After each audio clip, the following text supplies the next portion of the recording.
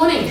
As Jean said, my name is Kate Stevens, and I would just like to say thank you to Liz and Jean for this opportunity to be the alarm clock for DANscienCE Festival 2015. It's fantastic to be here. It's a wonderful program, and I feel very fortunate to have a chance to start things off.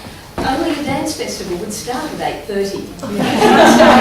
A psychology conference at 8:30. That'd be the keynote and no one else in the room. So yes, we're obviously up with the larks and not the owls. So that's great.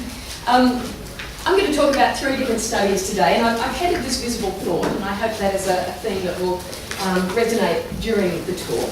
And I thought I'd start off just talking a little bit about why dance, contemporary dance in particular, but dance even more generally, is of interest to a cognitive psychologist, which is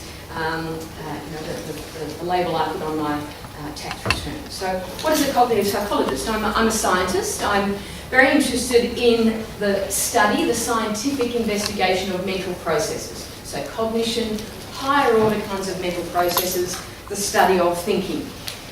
So that can be creative thinking, it can be quite fundamental processes like learning and memory, it can be perception, decision-making, reasoning, a whole range of those higher order kinds of aspects that we would class as mental processes.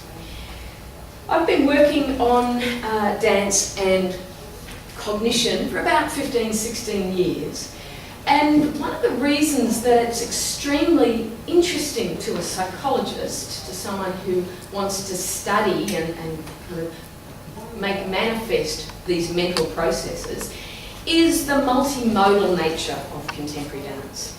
So it's visual, obviously, it's spatial, it's temporal, it unfolds in time, it has structure, it is often non-verbal, not always, but often non-verbal, yet expressive. And one of the things that has fascinated me for a long time, associated with the non-verbal nature, is also the fact that it's often not notated. Now that makes it very different from Western tonal music or written language. It is in many ways an oral tradition, in that the knowledge in contemporary dance is passed on by showing and doing, not necessarily being described in words or written down. Of course it can be. So that makes it quite an interesting phenomenon from the point of view of psychology. My background prior to getting involved in dance research was music perception and cognition. Now music and dance are often inseparable, and it seems that they have been part of pretty much every culture. One might even say that music and dance are universal forms of human behaviour. Now, to a psychologist, that tells us maybe there's something quite adaptive, quite significant for the human species in that this kind of form of behaviour is in every culture.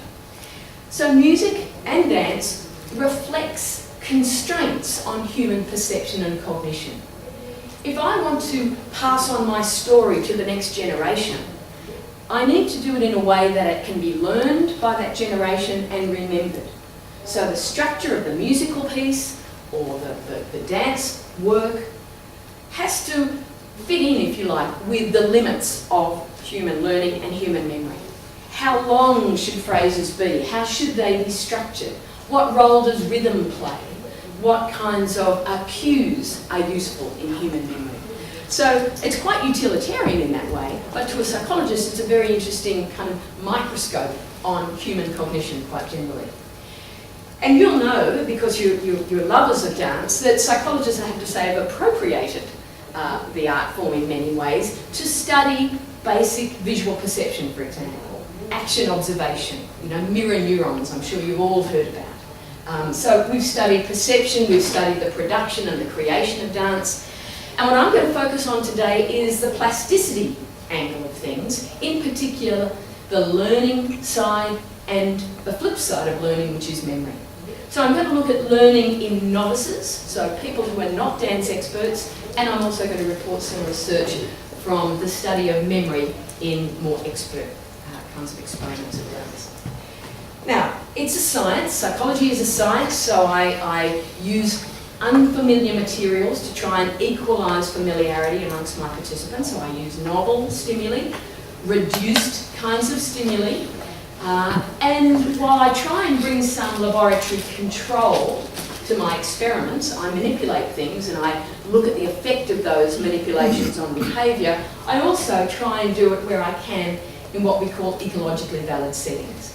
So I'm not going to talk about it today, but we've done some work where we've actually run experiments in the theatre kind of context, and we've measured audience response with people sitting there giving us continuous ratings to dance as it unfolds, and here our audience is doing that. I'm not going to touch on that today, that's just a teaser. If you want to talk about